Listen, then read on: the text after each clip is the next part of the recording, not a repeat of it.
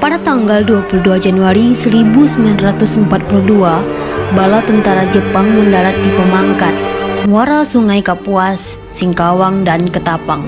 Tentara itu kemudian merebut Pontianak pada 2 Februari 1942. Kedatangan tentara Jepang ini tidak mendapatkan perlawanan berarti dari tentara Belanda yang segera melarikan diri begitu pasukan musuh datang. Oleh karena itu, Jepang dapat menguasai seluruh daerah Kalimantan Barat dengan relatif mudah. Pemerintahan Kalimantan Barat awalnya dipegang oleh Rikugun atau Angkatan Darat Jepang.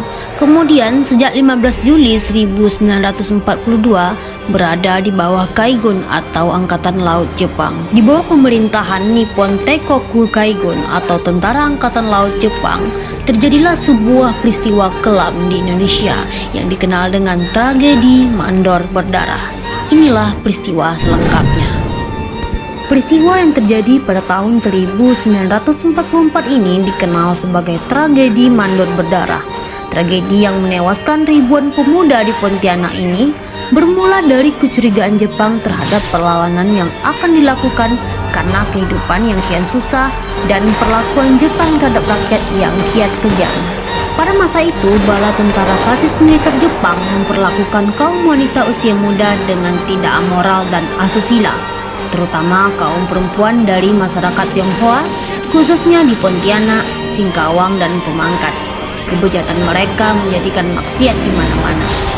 Akibat penderitaan dan kesengsaraan yang menimpa lahir dan batin rakyat Kalimantan Barat, pada permulaan tahun 1943 dengan dipelopori oleh Ketua Komisariat Parindra Karisidenan Kalimantan Barat yaitu Zubir Noto Sujono, dibentuklah dan diresmikan organisasi Kooperatif Ninsin Kawai. Organisasi ini lahir dan anti-fasis Jepang. Dalam praktiknya berpura-pura bekerjasama dengan Dai Nippon Jepang. Nissin Kawai serupa dengan gerakan 3A dan Putora di Jawa.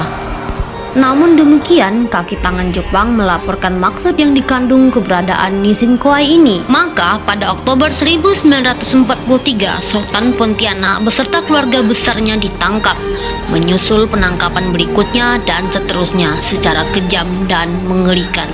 Kekejaman, kebengisan, dan kesadisan bala tentara Jepang di Kalimantan Barat dikenal dengan sebutan penyungkupan.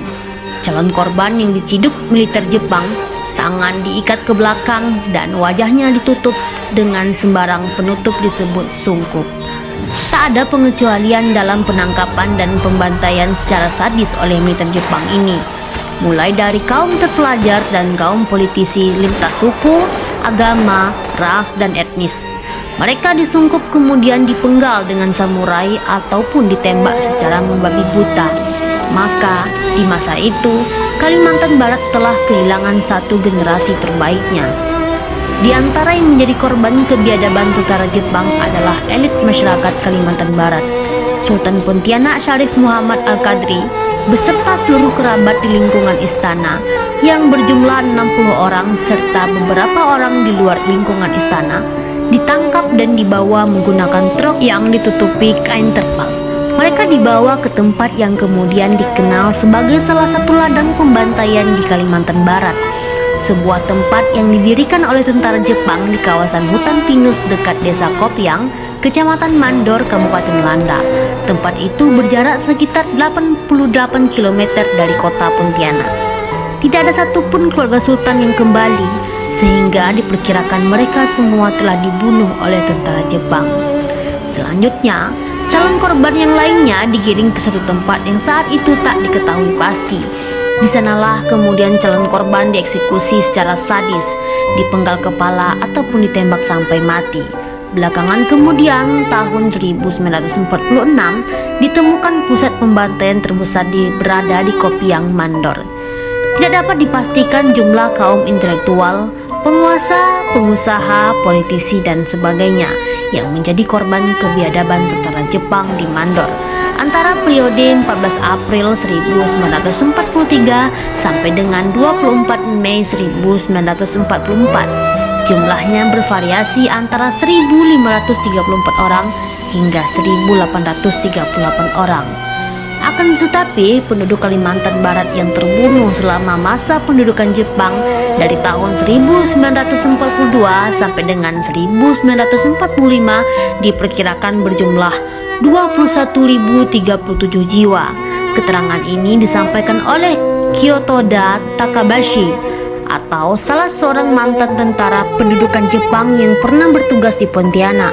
Ia mengadakan kunjungan bersama rombongan bekas tentara Jepang ke Pontianak pada 22 Maret 1977. Maka setelah peristiwa pembantaian yang dikenal sebagai tragedi Mandor Berdarah ini, maka pada setiap tanggal 28 Juni, masyarakat Kalimantan Barat memperingati Hari Berkabung Daerah. Peringatan tersebut untuk mengenang perjuangan rakyat Kalimantan Barat yang dibantai oleh Nippon Teikoku Kaigon atau Tentara Angkatan Laut Jepang, salah satu peristiwa terkelam di Indonesia. Sampai di sini video admin kali ini. Jika ada penyampaian yang salah, mohon dikoreksi di kolom komentar. Terima kasih yang udah mengklik video ini. Semoga kalian sehat selalu dan jangan lupa ya nyalakan notifikasinya, subscribe-nya, like serta komentar ya.